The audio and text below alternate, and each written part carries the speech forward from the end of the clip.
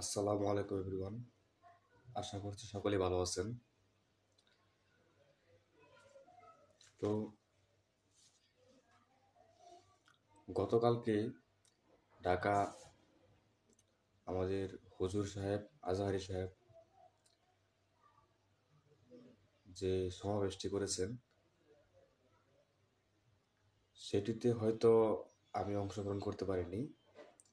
তবে এখানে আমি বা আমরা গাজীপুর থেকে সবাই সর্বোচ্চ চেষ্টা করেছি সবাইকে এক করার জন্য এবং করেছিও আপনাদের দোয়ায় এবং আপনাদের ভালোবাসায়। তো আমরা সবাই দোয়া করব ফিলিস্তিনদের জন্য, গাজাবাসীর জন্য, যারা সবসময় নির্যাতিত হয়ে আসছে। তাদের জন্য আমরা দোয়া করব যাতে তাদের মুক্তি হয়, যাতে তাদের দেশ গাজা মুক্তি হয়, ফিলিস্তিন মুক্তি হয়। আর যারা ফিলিস্তিন আক্রমণ করেছে তাদেরকে উদ্দেশ্যে বলতে চাই, তোমরা হয়তো জানো না মুসলমানদের যে শক্তি, আমাদের উপর আল্লাহ আছে আর আল্লাহ সবচেয়ে শক্তিমান। যে সর্বোচ্চ শক্তিমান তিনি আমাদের সাথে আছেন। তোমরা তো কিছুই না।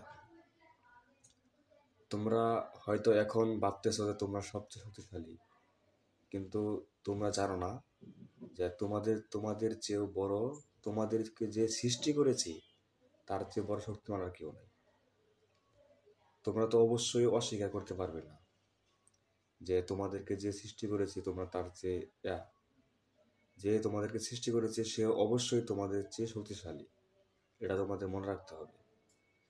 আর তোমাদেরকে যে সৃষ্টি করেছে, আমাদেরকে যে সৃষ্টি করেছে, তিনি আছেন আমাদের সাথে। আমরা কোনো কিছুতেই ভয় করি না।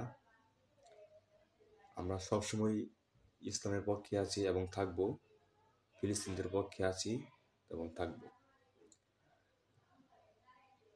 তোমরা যা করা করে নাও, তোমাদের বিনাশ অবশ্যই ঘটবে, তোমাদের বিনাশ অবশ্যই ঘটবে।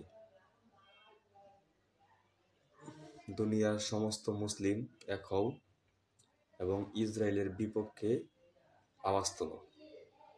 ওদেরকে ধ্বংস করে দাও, ওদের বংশ নির্বংশ করে দাও।